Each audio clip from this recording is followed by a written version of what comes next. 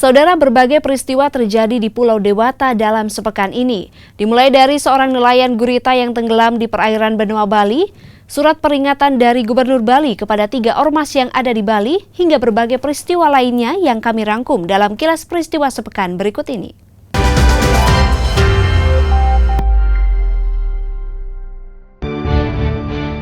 Seorang nelayan pencari gurita bernama Abdul Wahid tenggelam di perairan Benua Denpasar, Bali pada Minggu siang sekitar pukul 2 waktu setempat. Nelayan asal desa Gedonganan Badung ini tenggelam saat menarik hasil tangkapannya. Ia diduga terlilit tali pancingnya sendiri sehingga kesulitan untuk berenang.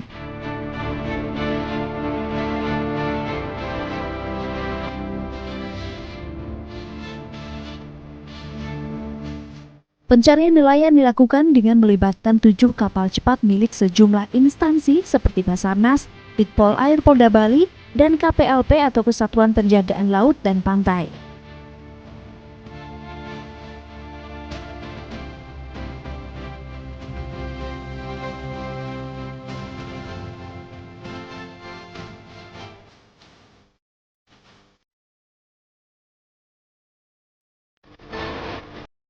Setelah melakukan pencarian selama 2 hari oleh tim SAR gabungan yang terdiri dari 45 personil, akhirnya korban ditemukan tak jauh dari lokasi ia tenggelam.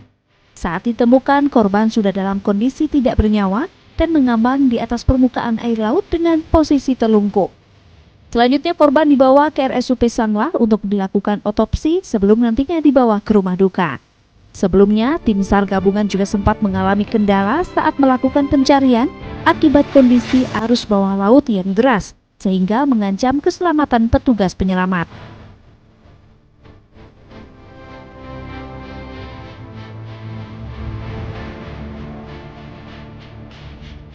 Masih di Denpasar, saudara, sebuah kafe yang menjual produk minuman kopi disegel oleh petugas Satpol PP Kota Denpasar. Kafe yang menjual minuman jenis kopi yang beralamat di Jalan Tukan Melangit, Kota Denpasar ini disegel lantaran tidak memiliki surat izin usaha dan dianggap mengganggu ketertiban umum. Selain itu, kafe yang baru berdiri setahun yang lalu ini buka sampai lebih dari jam 12 malam. Saat ini, petugas menyegel sementara tempat usaha kafe kopi ini hingga pemiliknya dapat menunjukkan surat izin membuka usaha.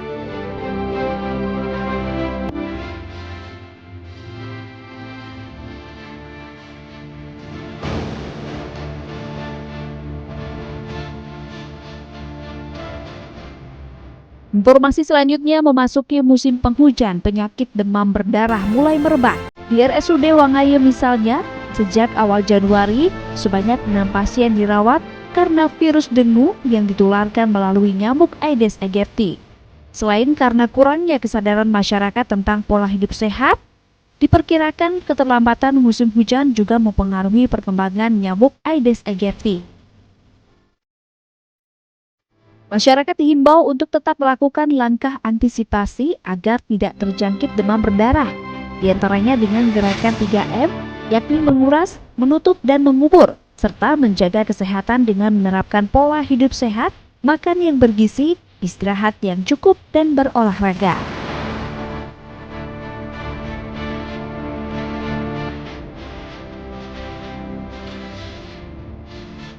Informasi lainnya, saudara, Gubernur Bali Wayan Koster memberikan surat peringatan kepada 3 organisasi masyarakat yang dinilai kerap meresahkan masyarakat Bali.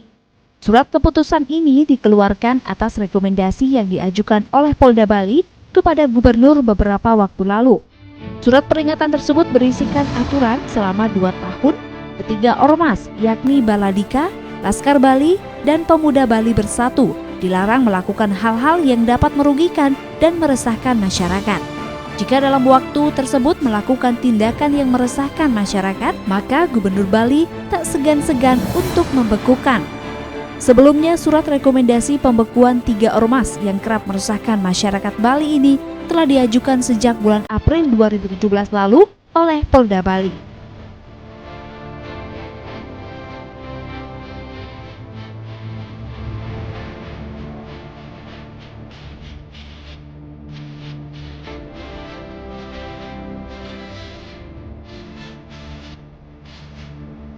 Sementara itu, ketiga ormas baik Baladika, Laskar Bali maupun PBB mengapresiasi langkah tegas yang telah diambil oleh pemerintah, termasuk dengan mengundang untuk hadir dalam pertemuan ini. Peringatan ini menjadi evaluasi bagi ketiga ormas. Pihaknya mengaku siap membantu menjaga keamanan dan kenyamanan Pulau Bali. Selain itu, sanksi tegas hingga pemecatan akan diberikan kepada anggota yang merusak nama baik organisasi dan keamanan daerah Bali. Tim Liputan Kompas Dewata.